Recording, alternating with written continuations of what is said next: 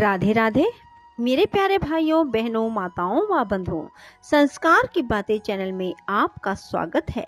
बंधुओं, आज ज्येष्ठ मास बड़ अमावस्या के दिन मैं आपको सुना रही हूँ वट सावित्री व्रत कथा। बंधुओं, ज्येष्ठ मास के कृष्ण पक्ष की अमावस्या को वट सावित्री व्रत रखा जाता है। यह व्रत सुहागिन महिलाएं अपने सुहाग की लंबी आयु के लिए रखती हैं। बंधुओं, वट सावित्री के दिन सभी सुहागन महिलाएं पूरे 16 श्रृंगार कर बरगद के पेड़ की पूजा करती हैं। यह व्रत हर साल ज्येष्ठ मास के कृष्ण पक्ष की अमावस तिथि के दिन ही रखा जाता है, जो कि इस बार 30 मई सोमवार की पड़ रही है। बंधुओं, इस व्रत में नियम निष्ठा का विशेष ख्याल रखना पड़ता है। वट सावित्री व्रत के दिन सावित्री ने अपने दृढ़ संकल्प और श्रद्धा से यमराज द्वारा अपने मृत पति सत्यवान के प्राण वापस पाए थे। इसके अलावा कहा जाता है इस दिन ही शनिदेव का जन्म हुआ था और इस दिन वट वृक्ष के साथ साथ पीपल की पूजा कर शनिदेव को प्रसन्न किया जाता है। बंधुओं, वट सावित्री के दिन महिलाएं बरगद के पेड़ के नीचे सावित्री सत्यवान व अन्य इष्ट देवों का पूजन करती हैं। इसी कारण से इस व्रत का नाम वट सावित्री पड़ा। इस व्रत के परिणाम स्वरूप सुखद और संपन्न दाम्पत्य जीवन का वरदान प्राप्त होता है। ऐसे वट सावित्री का व्रत समस्त परिवार की सुख संपन्नता के लिए भी किया जाता है। सावित्री ने यमराज से न केवल अपने पति के प्राण वापस पाए थे, बल्कि उन्होंने समस्त परिवार के कल्याण का वर भी प्राप्त किया था। बंधुओं, वट सावित्री व्रत में पूजन सामग्री का खास महत्व होता है। कहा जाता है सही पूजन सामग्री के बिना की गई पूजा अधूरी ही मानी जाती है। इसके अलावा पूजन सामग्री में बांस का पंखा, लाल या पीला धागा, धूप बत्ती, फूल, कोई भी 5 फल, जल से भरा पात्र, सिंदूर, लाल कपड़े का होना जरूरी है। इस दिन महिलाएं सुबह उठकर नित्य कर्म से निवृत्त होने के बाद स्नान आदि कर शुद्ध हो जाएं, फिर नए वस्त्र पहनकर 16 श्रृंगार करें। बरगद के पेड़ के नीचे साफ सफाई करें और सभी सामग्री वहां रखें। पहले सत्यवान और सावित्री की मूर्ति को वहां स्थापित करें, फिर अन्य सामग्री जैसे धूप, दीप, रोली, भिगोए चने, सिंदूर से पूजन करें। फिर लाल कपड़ा अर्पित करें और फल समर्पित करें।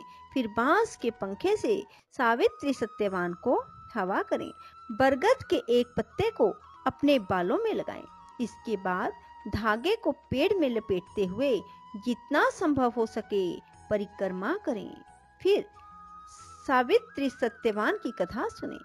फिर प्रसाद में चढ़े हुए फल ग्रहण करें और शाम के वक्त मीठा भोजन करें। बोलो सावित्री सत्यवान की जय हो, धर्मराज की जय हो। बंधुओं, अब मैं आपको बताऊंगी वट सावित्री व्रत कथा।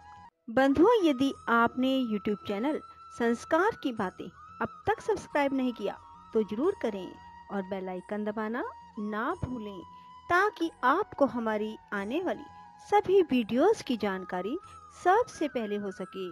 बंधुओं, ज्येष्ठ अमावस्या के दिन सत्यवान सावित्री तथा यमराज की पूजा की जाती है।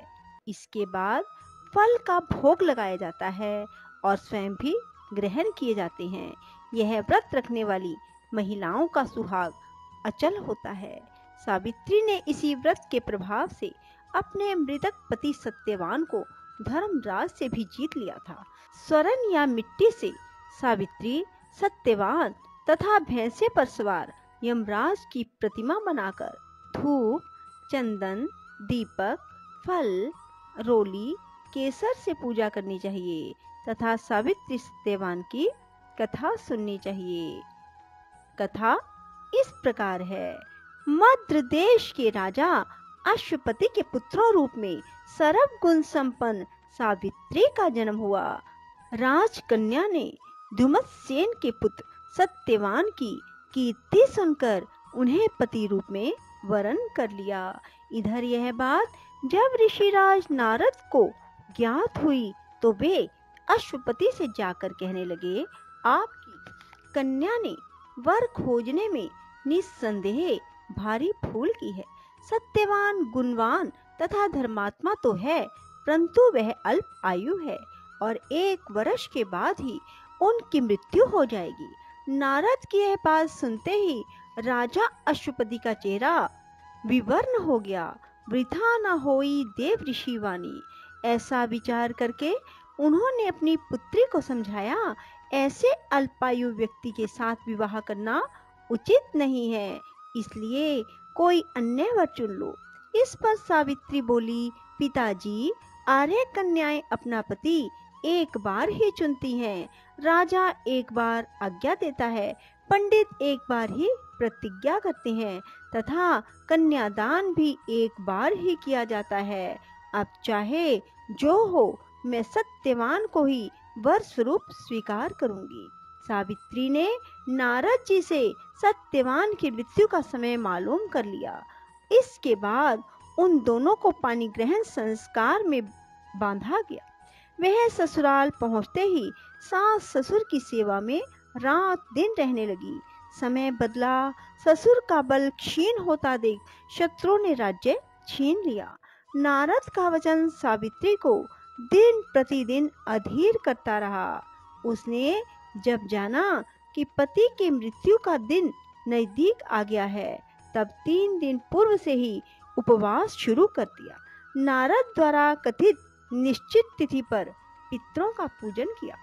नित्य की भांति उस दिन भी सत्यवान अपने समय पर लकड़ी काटने के लिए जब चला तो सावित्री भी सास ससुर की आज्ञा से चलने को तैयार हो गई।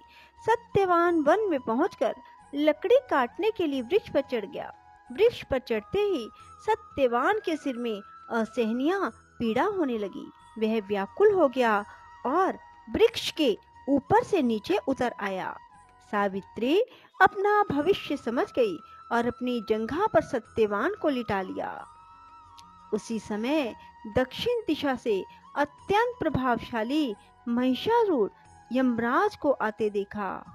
धर्मराज सत्यवान के जीव को जब लेकर चल दिए तो सावित्री उनके पीछे चल दी। पहले तो यमराज ने उसे दैवी विधान सुनाया, परंतु उसकी निष्ठा देखकर वर मांगने को कहा।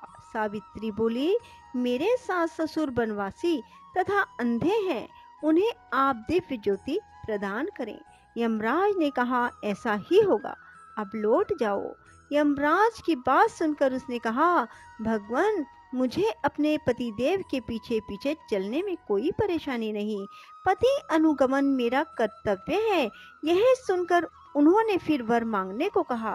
सावित्री बोली, हमारे ससुर धुमत्सेन का राज्य छिन गया है, उसे वे पुनः प्राप्त कर लें तथा धर्म परायण हो। यमराज ने यह वर भी देकर लौट जाने को कहा, परंतु सावित्री ने उसका पीछा ना छोड़ा। अंत में यमराज को सत्यवान के प्राण छोड़ने पड़े और सौभाग्यवती को 100 पुत्र होने का वरदान भी देना पड़ा। सावित्री को यह वरदान देकर धर्मराज अंतर्ध्यान हो गए। इस प्रकार सावित्री उन वट वृक्ष के नीचे आई जहाँ पति का मृत शरीर पड़ा था। ईश्वर की अनुकंपा से उनमें जीवन संचार हुआ। सत्यवान उठकर बैठ गए।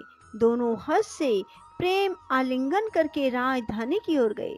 माता पिता को भी दिव्य ज्योति वाला पाया। इस प्रकार सावित्री सत्यवान चिरकाल तक राज्य सुख भोगते रहे।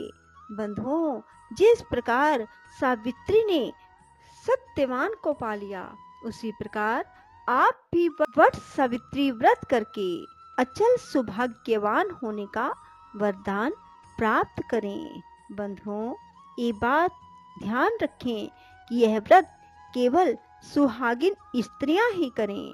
बोलो विष्णु भगवान की जय, धर्मराज की जय। यमराज की जय। राधे राधे, जय श्री कृष्णा। बंधुओं, यदि आपको हमारी वीडियो पसंद आए तो इसे लाइक करने के साथ साथ शेयर अवश्य करें।